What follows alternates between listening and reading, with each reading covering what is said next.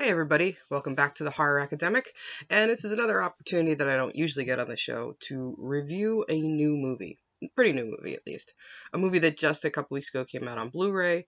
I pre-ordered because I missed in the theaters, and with everything going on, I'm only just now getting to see it, so I think I've had it in my possession about 10 days, 2 weeks? Something like that. I don't know, maybe 2 weeks now. But anyway, rambling. We're going to talk about the movie Black Christmas. Black Christmas, the remake, second remake. But let me give a couple of things I want to say really quick. First off, this may contain some spoilers to the original Black Christmas because I'm going to talk a little bit about that. So if you haven't seen that one, it's up to you what you want to watch. Probably not major spoilers, but small ones that, I don't know, just putting it out there. Because I'm trying not to edit these just to let them go.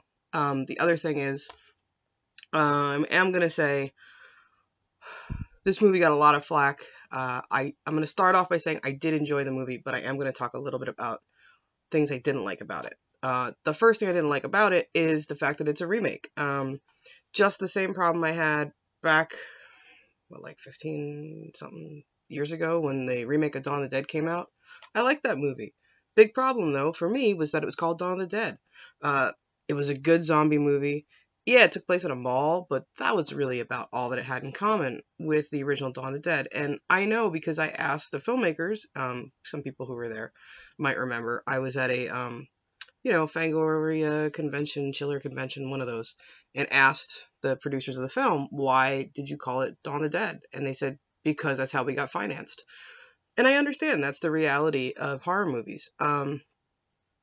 Properties give you the money that you need to make a movie. So I get that. And I know that Blumhouse specifically sought out the filmmakers to make a remake of Black Christmas because they got the rights to the property. So I don't hold that against the filmmakers. But I would have preferred that this movie was called, Sorority House or I don't know, anything but Black Christmas. But that is my biggest problem with this film is that it's a remake. When it's not really a remake, it very vaguely holds anything in common with the original. But let me talk a little bit about the original. The original Black Christmas, which is not a very filmable, there you go, very white cover. So came out in 1974 from Canada. I am not the biggest fan of this film. I've learned to appreciate it over time. When I first watched it, though, I thought it was boring. I'm sorry for fans out there. But it took me a little while, and in doing my research on slashers and everything, I've come to appreciate this film a lot more. I mean, it's 74, and it's really a brave movie because not only are the women not cardboard cutouts or, bimbos and, ditzes, but it deals head on with unwanted pregnancy and abortion. In 1974, like who the hell was doing that? Nobody. So I give them props for that. I give them props for making all of the girls different and individual and people. A lot of people argue that this is the first slasher. I still say Halloween's the first slasher. This leads to slashers, but it doesn't have the formula yet. Halloween creates the formula. And also some people say that this is the original Final Girl. Texas Chainsaw was the original Final Girl. Sally's the original Final Girl. I can go into much, much deeper about why that is, but I'm going to say mostly because there is no Final Girl in this film. Topic for another time. But let's go back to the 2019. Whoops, wrong way. 2019 Black Christmas. So things I like about this movie. I like that it's very different from the original. I like that they do an excellent job fleshing out these characters as to very real people with real problems and differences and causes that are important to them. And I love the fact that they are strong women, which you could say about the original too, I guess. But I think we're not as scared to show what a strong woman is now, which is great. I do like the fact that these girls fight back. This is very different from 80s slasher, where, it's just victim after victim after victim, and one final girl is the one who fights back. That's not the case here. Most of these girls are very actively fighting back and learning to work together to fight back, which is very important, and I love that about this. So, great characters, and they're very involved in their own story. They are not just victims there for, fodder. So that's a plus. I also, I mean, I understand this is so April Wolf's the writer of this. I'm a fan of her podcasts. Switchblade Sisters is a great podcast. I think everyone should listen to if they like horror movies. And if you're a feminist, it's a great way to revisit horror films. And I think this is very actively what she's doing here. She is, as a feminist writer, kind of tackling the slasher tropes in different ways in 2019 and reanalyzing what it is to be a slasher. It's early. But also, the strong theme here is that we are not victims. We are fighting against, it takes place in a sorority. It's in a college atmosphere. It's fighting against rape culture, which is something that is part of college campuses for decades. And this is something actively fighting against that. And they're very knowledgeable of what it is they're fighting against. I think it's today the words that we would use for this is it's a struggle against toxic masculinity, right? So it's surviving in a world of patriarchy, positive female characters. These are all great things, and I love this for this. It falls into some of the tropes of a slasher.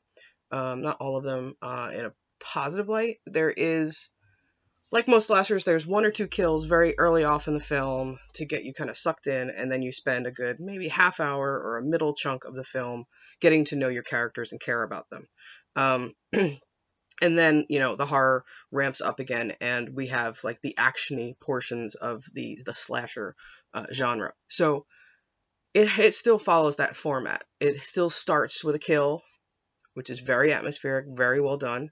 Then there's the lengthy period of getting to know your characters, which like I said, it's not like an 80s, let's get to know everybody by, it's not like a Friday the 13th where all the girls are bimbos and idiots except for like one smart girl.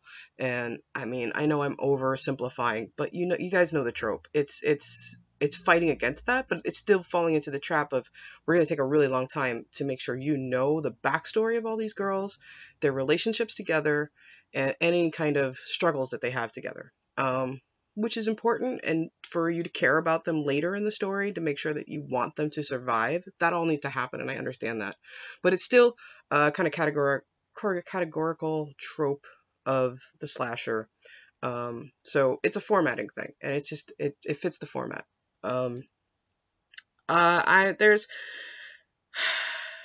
the biggest problem I had.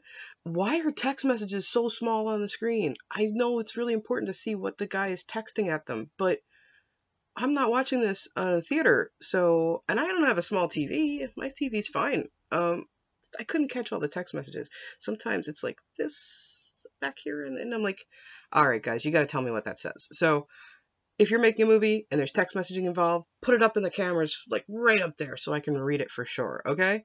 That was a problem for me. Small problem, I know, but it was a bug. It was bugging me out. Anything else that I want to say about this? There are definite nods to the original film that I appreciated. Some of the kills are very reminiscent of set pieces from the original. So that was cool to see those little kind of like nods to the fans. I appreciated that. Really, I mean, there's this strong force of female unity and strength that I really appreciated. I'm trying to go through my notes real quick. There's also a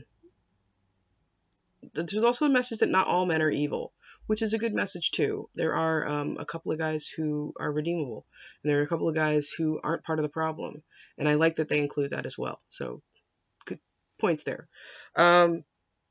Yeah, I mean, I do appreciate, because something that I've been researching on a lot lately is the final girl theory, and I do appreciate that they dropped that, and there is not a single survivor. It's a group of survivors. Sorry, spoiler. But it's, I think that's important too. It's just not only one woman knows how to get out alive, and that's great, and it's because they work together. Cool. So overall, I'm going to say this is really good. Check it out.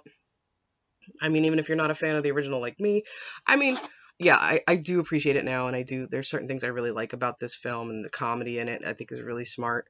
But yeah, this is a film that's very aware of today, very much a film in the Me Too movement time period, and I'm gonna say if you're into the ability to revisit the slasher genre with a feminist twist, then this is totally a movie to watch.